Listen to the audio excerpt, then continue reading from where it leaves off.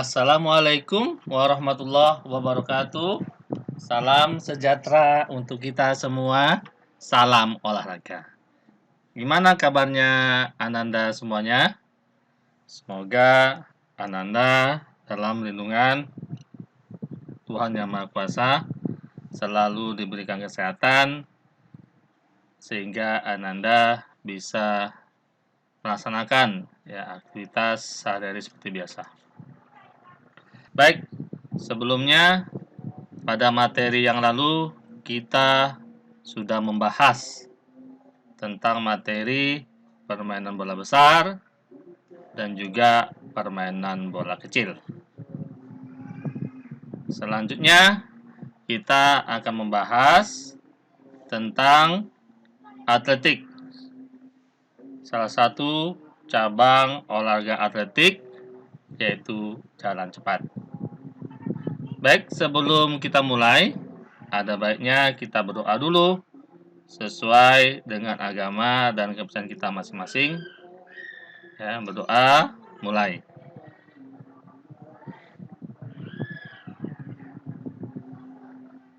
Selesai. Selanjutnya, jangan lupa Ananda untuk like, komen, dan subscribe channel PJOK Berbagi. Dengan Ananda mensubscribe, insya Allah Ananda dapat melihat, dapat notifikasi untuk video-video pembelajaran yang lainnya. Baik, langsung saja kita mulai materi kita pada hari ini. Materi kita yaitu atletik, salah satu cabang olahraga atletik yaitu jalan cepat, materi kelas 7 SMP MTS sederajat. Adapun kompetensi dasar dari materi kita pada hari ini adalah yang pertama, memahami gerak spesifik jalan, lari, lompat, dan lempar dalam berbagai permainan sederhana dan atau tradisional. Adapun kompetensi yang kedua, berdasarkan kedua adalah mempraktekkan gerak spesifik jalan, lari, lompat, dan lempar dalam berbagai permainan sederhana dan atau tradisional. Jadi ketika Ananda semua sudah memahami, diharuskan Ananda juga bisa mempraktekannya nanti. Ya, berdasarkan kompetensi dasar tadi, maka adapun tujuan pembelajaran kita adalah yang pertama, Ananda peserta didik diharapkan mampu memahami berbagai gerak start, langkah kaki, ayunan lengan, dan memasukkan garis finish jalan cepat untuk melatih kedisiplinan, fair play, tanggung jawab, percaya diri, dan sikap-sikap positif yang lainnya. Setelah Anda mampu memahami, selanjutnya peserta didik diharapkan mampu mempraktekkan berbagai gerak start, langkah kaki, ayunan lengan, dan memasukkan garis finish jalan cepat. Untuk melatih kedisiplinan Ananda, fair play Ananda, tanggung jawab, percaya diri, dan lain sebagainya. Berdasarkan tujuan pembelajaran di atas, maka ada 4 materi yang akan kita bahas pada mata pelajaran kita pada hari ini. Yang pertama adalah sejarah jalan cepat. Yang kedua, berbagai gerak start jalan cepat. Yang ketiga, langkah kaki dan ayunan tangan jalan cepat. Yang keempat, yang terakhir, memasuki garis finish jalan cepat dalam sebuah perlombaan. Baik, kita langsung masuk saja ke materi kita pertama, yaitu sejarah jalan cepat. Olahraga jalan cepat tidak diperkenankan langkah melayang. atau membuat lompatan. Ya, jadi menurut aturannya, jalan cepat itu kaki pejalan cepat harus tetap di atas tanah dan sekurang-kurangnya satu kaki harus menginjak tanah. Jadi itu jalan cepat ya, aturannya. Adapun sejarahnya, jalan cepat pertama kali diadakan pada tahun 1867 di London. Kemudian pada tahun 1912, jalan cepat 10 km atau 10K diselenggarakan pada lintasan sebagai salah satu nomor olimpiade.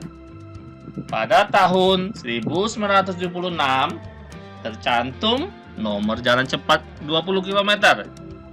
Yang mana jalan cepat ini sejak tahun 1956 itu sudah dipertandingkan dalam olimpiade. Bagaimana dengan sejarahnya di Indonesia? Di Indonesia, perlombaan jalan cepat sebagai nomor yang diperlombakan pada kejuaraan atletik pada tahun 1978. Adapun yang diperlombakan pada saat itu yaitu untuk wanita 5 km, 5K dan 10 km atau 10K. Dan untuk pria 10 km dan 20 km. Itu sejarah singkat dari jalan cepat. Jadi Ananda juga bisa melihat ya sejarah ini dari buku pegangan siswa yang Ananda miliki. Baik, selanjutnya kita masuk ke materi yang kedua, yaitu gerak start jalan cepat. Bagaimanakah gerak start jalan cepat itu? Apakah sama dengan gerak start lari jarak pendek? Atau gimana? Apakah menentukan seperti lari jarak pendek atau gimana? Kita akan bahas. Anda bisa melihat start perlombaan jalan cepat dilakukan dengan start berdiri. Adapun sikap start pada umumnya adalah pada babak bersedia, pejalan menempatkan kaki kiri di belakang garis start. Kemudian kaki kanan di belakang kaki kiri. Kemudian badan agak condong ke depan, tangan bergantung rileks. Jadi start jalan cepat ini dilakukan dengan start berdiri. Ya. Dan start jalan cepat ini tidak menentukan seperti dari jarak sprint itu menentukan sekali untuk tolakan awalnya. Ya. Tapi tetap harus kita mengetahui bagaimana teknik dasar dari start berdiri ini. Kemudian pada aba-abaya atau kalau pertandingan resmi itu biasanya menggunakan pistol. Setelah bunyi aba-abaya, segerakan langkah kaki ke muka dan terus jalan. Selanjutnya, setelah kita mengetahui cara startnya, maka langkah selanjutnya adalah kita mengetahui langkah kaki, ayunan tangan jalan cepat. Adapun langkah kaki dimulai dengan gerakan mengangkat paha, kaki ayunkan ke muka, kemudian lutut terlipat, tungkai badan bergantung ke muka. Karena ayunan paha ke muka, tungkai bawah ikut ke muka. Lutut menjadi lurus, kemudian menapakkan tumit terlebih dahulu sebelum menyentuh tanah. Seperti ini, Anda lihat. Ya, gerakannya. Jalan cepat. Ya, langkahnya. Kemudian yang kedua kita perhatikan gerakan tangannya. Ya, gimana gerakan tangannya? Sikap dilipat. Gerakan tangannya siku dilipat lebih kurang 90 derajat. Ya, ini membentuk sudut 90 derajat ya. Tangannya Anda lihat. Ayunan lengan arahnya lebih masuk. Gerakan dengan seirama dengan langkah kaki. Jadi ketika maju ke kanan, otomatis diikuti dengan gerakan tangannya. Anda bisa melihat di gambar samping ini. Dari mulai langkah kakinya, kemudian tangannya membentuk kurang lebih sudut 90 derajat. Ya. Beriringan. Antara kaki dengan tangan itu seirama. Selanjutnya, setelah Anda memahami bagaimana startnya, bagaimana melakukan langkah tangannya, langkah kakinya, gerakan tangannya, gerakan kakinya, selanjutnya adalah memasuki garis finish jalan cepat dalam perlombaan.